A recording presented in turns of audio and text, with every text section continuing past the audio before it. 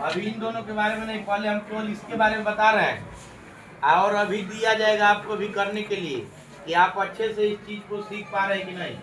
तो देखिए, ऐसा आंकड़ा अगर दिया है, समांतर माध्य का सूत्र होता है समांतर माध्य बराबर पदों का योग, पदों का बटा में पदों की संख्या।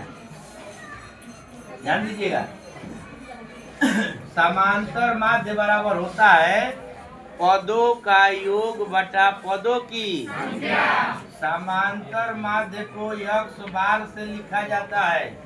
किससे लिखा जाता है? यक्स के ऊपर बार का निशान लगा देंगे तो इसको क्या कहेंगे? समांतर माध्य।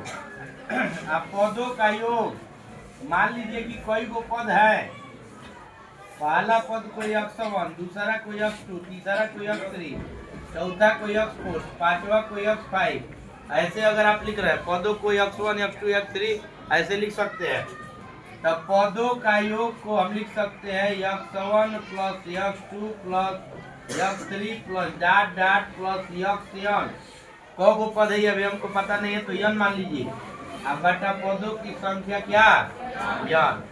समांतर माध्य का ये भी सूत्र लिख सकते हैं, समांतर माध्य का ये भी सूत्र लिख सकते हैं। ऐसे भी लिख सकते हैं यक्स बार बराबर पदों के योग को केवल सिग्मा यक्स भी लिखा जाता है। यक्स माने पद, यक्स माने आ सिग्मा माने योग, यक्स माने आ सिग्मा माने यानी ये हो गया पदों का योग अब बटा पदों की संख्या। आपका सूत्र हो गया, या तो ऐसे लिखिए या तो ऐसे लिखिए या तो ऐसे सवाल को लगाने के लिए, ठीक है ना। तो चलिए इस दिए गए आंकड़े का हम जरा समांतर माध्य निकाले। बोलिए समांतर माध्य का सूत्र क्या बताया है जी? पदों का योग बटा पदों की संख्या। एक नंबर में आएगा बहुविकल्पी में, पदों का योग बटा पदों की संख्या। तो चलो पदों का योग यानी जो वो पद है सबको क्या कीजिएगा? जोड़िएगा। 10 धन 12 तुरंत की जोड़ देवे के बाद बटा में पदों की संख्या। को पद बा 1 2 3 4 5 बटा में क्या लिखिएगा? ध्यान दे रहे हैं ना?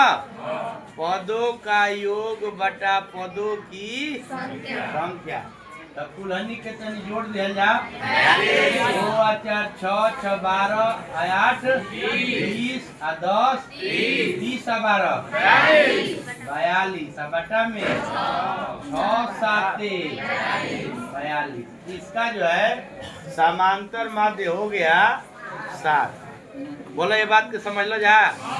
किसी को